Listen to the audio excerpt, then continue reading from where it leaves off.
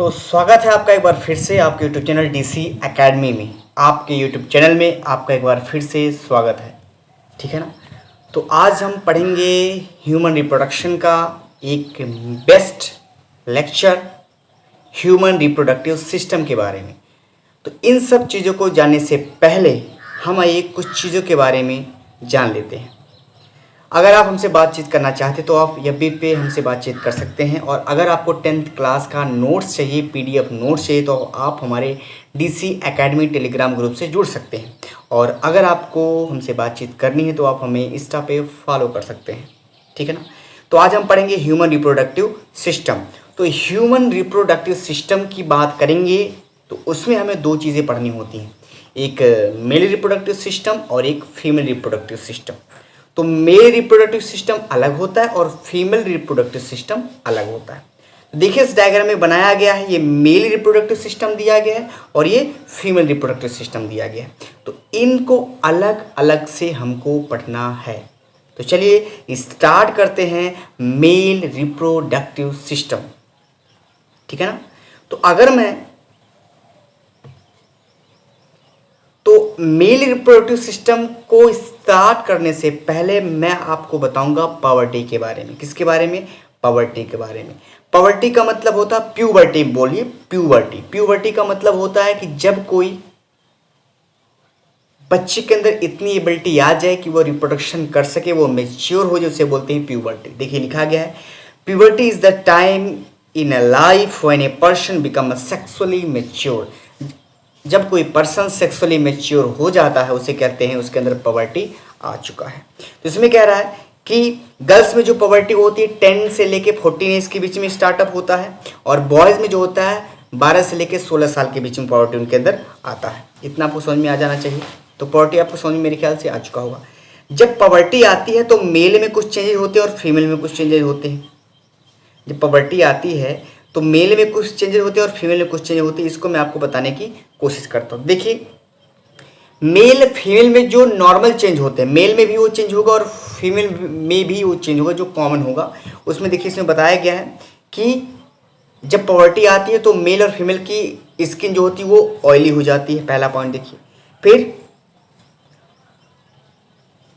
और जब पॉवर्टी आती है तो जो लोग होते हैं जिनके अंदर पॉवर्टी आती है वो अपने स्वयं का देखभाल ज़्यादा करने लगते हैं, फैशन वैशन ज़्यादा करने लगते हैं, हेयर स्टाइल बनाने लगते हैं, है ना। तो परफ्यूम मारने लगते हैं। ये सब चीज़ें पॉवर्टी में चेंजेस होने लगती हैं।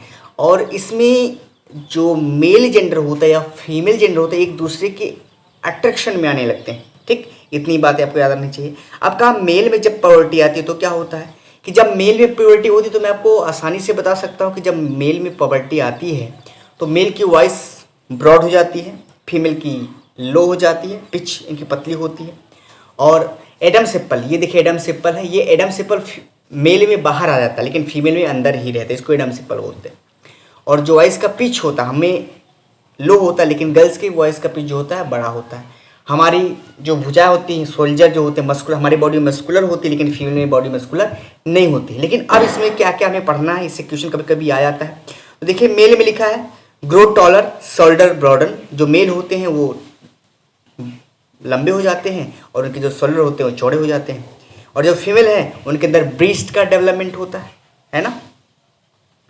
जो मेल होते हैं उनके पास ज़्यादा वेट होता है, दूसरी पॉइंट ये कह रही है। और जो फीमेल होते हैं उनके पास आर्म्स लेग्स, जो आर्म होते भुजाएं होती जो पैर होते वहाँ पे क्या होता है, उनके क्या होते हैं हेयर ग्रो होने लगते हैं, याद रखना आपको। फिर प्यूबिक हेयर, जो मेल होते हैं उनमें हेयर ग्रो होता है उनके आर्म्स के नीचे, लेग के अंदर, उनके भी दोनों के अंदर कॉमन है। वॉइस डिपेंड, मेल का जो वॉइस होता है वो डिपेंस हो जाता है, मतलब कि ब्रॉड हो जाता है। लेकिन जो फीमेल है उनका हिप गेट वाइडर। हिप का मतलब होता है ये वाला जो हिप का पार्ट होता है जहाँ पे लेग का पोर्शन होता है, हिप, ठीक है ना। लेग का एक पोर्शन है, दोनों ऊपर का पोर्शन है हिप, तो हिप जो होता है उनका चौड़ा हो जाता है, ठीक। मेल में प्यूबर्टी लड़कियों के बाद में स्टार्ट होती है और फीमेल प्यूबर्टी लड़कों से पहले स्टार्ट हो जाती है। समझ में आया ना। तो ये सारी चीज़ें थी, मेल और फीमेल में अंतर आते थे, ठीक है ना। तो मैं आपको सिंपली कह सकता हूँ कि अगर आपको याद करना है कि मेल और फीमेल प्यूबर्टी में क्या अंतर आते हैं तो आप कह सकते हैं कि मेल जो होता है मेल की मस्कुलर बॉडी होती है, फीमेल की मस्कुलर बॉडी नहीं होती। मेल में मॉस्टेज आते हैं, बियर्ड आते हैं, फीमेल में ऐसा कुछ नहीं आता है।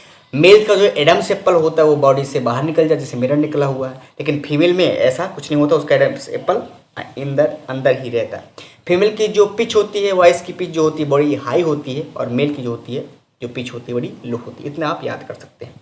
चलिए अब हम आगे चलते हैं। अब हम पढ़ेंगे मेल रिप्रोडक्टिव सिस्टम के बारे में। तो देखिए ये आपका ये देखिए आपका ये टेस्टिस है, और टेस्टिस जिसके अंदर होता है, जिस पाउच के अंदर, उसका नाम होता है स्क्रोटम, ठीक है ना। और ये देखिए टेस्टिस से जो स्पर्म को लेके जाता है उसका नाम होता है वास डिफरेंस। क्या नाम होता है? वास डिफरेंस, ठीक है ना। तो ये देखिए यूरेटर है, डायग्राम देख लीजिए, अभी मैं अगले पेज पे बताऊंगा इसके बारे में। ये देखिए टेस्टिस है, ये स्क्रोटम है जिसके अंदर टेस्टिस बैठा है, ये सीमाइनल विस्कल है, ये देखिए यूरेटर है, ये देखिए पेनिस है, ये एपिडिडाइमिस है। टेस्टिस से जुड़ा एक ट्यूब होता है उसको बोलते हैं एपिडिडाइमिस। ये देखिए वास डिफरेंस है, और देखिए प्रोस्टेट ग्लैंड है। ये आपको समझ में आ चुका होगा, थोड़ा डायग्राम के बारे में मैंने बताया। ये डायग्राम आप बनाइए, या तो इसके अगले वाला डायग्राम बनाइए, आपकी जो मर्जी आप बना लीजिएगा। ये देखिए ब्लैडर आ जाता है। अब देखिए यही डायग्राम आपको बनाना है। अगर आपसे पूछे एग्जाम में भी तो ये आप बनाएंगे, बोर्ड एग्जाम में भी आपको बनाना, ये अच्छा है। देखिए ये देखिए स्क्रोटम है, तो स्क्रोटम क्या है? स्क्रोटम के अंदर टेस्टिस पड़ा होता है। स्क्रोटम के अंदर टेस्टिस पड़ा होता है। स्क्रोटम एक पाउच है जो टेम्परेचर को रेगुलेट करता है, ठीक। देखिए ये देखिए टेस्टिस है, और टेस्टिस की जुड़ा एक ट्यूब जिसको बोलते हैं इपिडिडाइमिस। और देखिए ये वास डिफरेंस है। उसके बाद देखिए ये ट्यूब ऐसे बेंड हुआ, उसके बाद लीफ जैसे स्ट्रक्चर को बोलते हैं सेमाइनल विस्कल।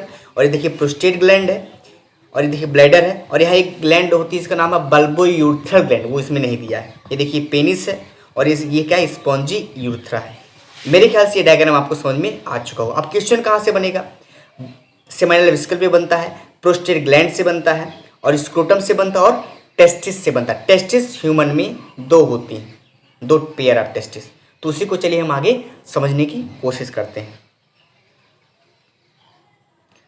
तो यहाँ देखिए कुछ बताने हैं, तो बोलेंगे जो मेल रिप्रोडक्टिव सिस्टम होता है वो हमारे पल्विक रीजन में होता है। पल्विक रीजन जानते हैं? जहाँ पल्विक रीजन, एब्डोमिनल कैविटी उसको भी बोल सकते हैं, उसी को पल्विक रीजन बोलते हैं, ठीक। अब देखिए द मेल का जो रिप्रोडक्टिव सिस्टम होता है उसमें हमें बहुत सारी चीज़ें पढ़नी होती हैं। पहला है ए में देखिए लिखा है ए पेयर ऑफ टेस्टिस, मतलब कि 2 टेस्टिस हम, एक मेल की जो रिप्रोडक्टिव सिस्टम होता है उसके पास एक पेयर ऑफ टेस्टिस होता है, एक्सेसरी डक्ट होते हैं, एक्सेसरी ग्लैंड होते हैं, और एक्सटर्नल जेनिटेलिया होता है। ये सब क्या क्या होते हैं, इसमें कौन कौन आता है, आइए उनके बारे में हम समझ लेते हैं। अब देखिए मेल इंटरनल जेनिटेलिया ऑर्गन में हमें क्या पढ़ना है? गोनेड्स पढ़ना है। अब गोनेड्स चाहे टेस्टिस हो सकता है और चाहे ओवरी हो सकता है। गोनेड्स के जो गोनेड्स होते हैं वो बाई पोटेंशियल नेचर के होते हैं, वो चाहे टेस्टिस बना सकते हैं और चाहे ओवरी बना सकते हैं। जेनेटियल डक्ट किसको बोलते हैं? उसमें आपका आता है एपिडिडाइमिस, डक्टस डिफरेंस, इजाकुलेटरी डक्ट और मेल यूरेथ्रा। तो डक्टस डिफरेंस को वास डिफरेंस भी कहा जाता है। एक्सेसरी ग्लैंड में कौन आता है? सेमिनल विस्कल, प्रोस्टेट और बल्बोयूरेथ्रल ग्लैंड। याद रखिएगा कि एक्सेसरी ग्लैंड में कौन कौन आता है? सेमिनल विस्कल, प्रोस्टेट और बल्बोयूरेथ्रल ग्लैंड। ये तीनों मिलकर जिस फ्लूइड को बना उसका नाम है सेमाइनल प्लाज्मा, और सेमाइनल प्लाज्मा के साथ जब स्पर्म जुड़ जाता है उसका नाम होता है सीमन, ठीक है ना। मेल एक्सटर्नल जेनिटेलिया ऑर्गन में आता है हमारा स्क्रोटम और पेनिस। पेनिस ट्रांसपोर्ट करने में मदद करता है स्पर्म को मेल पार्ट से फीमेल बॉडी के पार्ट में, और जो स्क्रोटम होता है वो टेम्परेचर को मेंटेन करता है। इनके बारे में अलग से है कि आके इनके बारे में चलिए अलग से हम पढ़ते हैं। अब देखिए टेस्टिस के बारे में बात करेंगे, तो टेस्टिस में देखिए लिखा है gonads that secret testosterone and produce sperm. तो कह रहा है ऐसा गोनेड्स जो टेस्टोस्टेरोन हार्मोन निकालता है और स्पर्म को प्रोड्यूस करता है उसको बोलते हैं टेस्टिस। और ये क्या करता है? रेगुलेट करता है सेकेंडरी सेक्स कैरेक्टर। इसका मतलब जो टेस्टोस्टेरोन होता है उस मेल के अंदर सेकेंडरी सेक्सुअल कैरेक्टर को रेगुलेट करता है। स्क्रोटम की बात करेंगे, देखिए क्या लिखा है? Pouch containing the testis at a temperature ideal for production. तो कह जो स्क्रोटम होता है वो टेम्परेचर हमारे बॉडी से, मतलब जैसे हमारे बॉडी का टेम्परेचर जो होता है उससे 2 डिग्री सेल्सियस स्क्रोटम का टेम्परेचर कम होता है। वह टेम्परेचर आइडियल होता है तभी स्पर्म बनेगा, ठीक है ना। स्पर्म बनने के लिए वो आइडियल होता है तभी स्पर्म बनता है मेल के अंदर, ठीक है ना। तो स्क्रोटम पाउच लाइक स्ट्रक्चर है जिसके अंदर टेस्टिस होता है और स्क्रोटम क्या करता है, टेम्परेचर को रेगुलेट करता है और मेंटेन करता है। आशा करता हूँ ये आपको समझ में आया होगा। चलिए अब नेक्स्ट चलते हैं। अब देखिए टेस्टिस के बारे में बार हम समझ लेते हैं।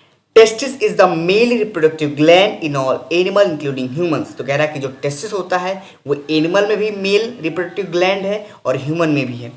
It is homologous to the female ovary. The function of testis are to produce the both sperm and androgen, primarily testosterone. तो कह रहा है कि जो टेस्टिस होता है वो फीमेल के ओवरी के होमोलोगस होता है, ये तो आपको पता है। इसका एक ही काम है कि स्पर्म का बनाना और टेस्टोस्टेरोन निकालना। इतना आपको समझ में आ चुका हो। टेस्टिस किसके अंदर होता है, स्क्रोटम के अंदर। अब देखिए 3 ग्लैंड के बारे में पढ़ेंगे। Seminal vesicle, prostate gland. तो देखिए लिखा है seminal vesicle, prostate gland and Cowper's gland. Cowper's gland को बल्बोयूरेथ्रल ग्लैंड भी कहते हैं। काउपर्स ग्लैंड को बल्बोयूरेथ्रल ग्लैंड भी कहते हैं। तो कह रहा है सेमिनल वेसिकल, प्रोस्टेट ग्लैंड और काउपर्स ग्लैंड को मिला के हम एक्सेसरी ग्लैंड बोलते हैं और ये मेल रिप्रोडक्टिव सिस्टम की एक पार्ट है। तो सेमिनल वेसिकल का काम क्या है, ये स्पर्म को स्टोर कर सकता है और secrete seminal fluid that make sperm active. तो कह रहा है सेमिनल वेसिकल से सेमिनल फ्लूइड निकलता है जो स्पर्म को एक्टिवेट करने का काम करते हैं। A be talk about prostate gland, तो ये अल्कलाइन फ्लूइड निकालता है जो स्पर्म को नरिशमेंट देता है, जो न्यूट्रिशन देता है। समझ में आया ना। तो आपसे पूछे सेमिनल वेसिकल का फंक्शन बताइए, प्रोस्टेट ग्लैंड का फंक्शन बताइए, तो आपको याद होना चाहिए जो सेमिनल वेसिकल होता है वो सेमिनल फ्लूइड देता है जो स्पर्म को एक्टिव बनाता है, और प्रोस्टेट ग्लैंड अल्कलाइन फ्लूइड देता है जो स्पर्म को न्यूट्रिशन देता है। तो हम कह सकते हैं कि जब प्रोस्टेट ग्लैंड, सेमिनल वेसिकल और काउपर्स ग्लैंड एक साथ जुड़ जाते तो निकालते सेमिनल प्लाज्मा, और सेमिनल प्लाज्मा के साथ जब स्पर्म जुड़ता है तो उसको बोलते हैं हम सीमन। चलिए अब आगे हम चलते हैं। देखिए क्या है, नॉर्मोस्पर्मिया लिखा है और ओलिगोस्पर्मिया लिखा है। नॉर्मोस्पर्मिया का मतलब होता है जब स्पर्म 15 मिलियन से नॉर्मल स्पर्म काउंट हो तो 15 बिलियन होना चाहिए, या 15 बिलियन से ज़्यादा हो तो उसे बोलते हैं नॉर्मोस्पर्मिया। और ओलिगोस्पर्मिया का मतलब होता है जब आपका स्पर्म 15 बिलियन से कम हो तो उसको बोलते हैं ओलिगोस्पर्मिया। इसका मतलब आपके बॉडी के अंदर स्पर्म की कमी आ चुकी है, और अगर स्पर्म की आपके अंदर कमी आई है, मेल जो भी हैं अगर उनके अंदर स्पर्म काउंट कम है 15 मिलियन से, तो they can not become a फाफा। आप कभी भी फादर नहीं बन सकते। आपको स्पर्म या तो बढ़ाइए या तो हमेशा लुल्ल रहिए। समझ में आया ना। चलिए अब हम पढ़ेंगे स्पर्म के बारे में। किसके बारे में, स्पर्म के बारे में, क्योंकि हमने पढ़ा टेस्टिस। टेस्टिस के अंदर 250 कंपार्टमेंट होते हैं, उसको बोलते हैं टेस्टिक्यूलर लोब्यूल। क्या बोलते हैं, टेस्टिक्यूलर लोब्यूल। ठीक है ना। तो ये जो स्पर्म है, स्पर्म का स्ट्रक्चर समझ लीजिए। ये देखिए ये हेड पीस है, हेड के पास न्यूक्लियस होता है और इसी हेड के ऊपर है एक स्ट्रक्चर, इसको बोलते हैं एक्रोसोम। एक्रोसोम पेनिट्रेशन में मदद करता है, ऐसे करने में, पेनिट्रेट करने में वो हमको। और ये मिडिल पीस है, और ये देखिए मिडिल पीस के पास माइटोकॉन्ड्रिया होता है जो एनर्जी देता है, और स्पर्म के नेक में होता है सेंट्रियोल। ठीक है ना। और देखिए ये पूरा फ्लैजिला है, और ये फ्लैजिला क्या करता है, मूवमेंट में मदद करता है। ठीक, ये आपको समझ में आना चाहिए। अब देखिए यहाँ लिखा है स्पर्मेटोजोआ, तो स्पर्म को ही स्पर्मेटोजोआ कहा जाता है। ये देखिए इसका टेल है, एंड पीस को टेल बोलते हैं, ये मूवमेंट मदद करता है, माइटोकॉन्ड्रिया एनर्जी देता है, और ये कैप जो है एक्रोसोम, ये पेनिट्रेशन में मदद करता है। इतना आपको याद होना चाहिए, स्पर्म का स्ट्रक्चर पूछा जाता है। ठीक, इसके बाद हम लोग पढ़ेंगे और टॉपिक। आज के लिए बस इतना ही। तो आशा करता हूँ आपको वीडियो बहुत ही अच्छी लगी हो। अगर आपको वीडियो बड़ी अच्छी लगी हो तो लाइक और सब्सक्राइब जरूर करें।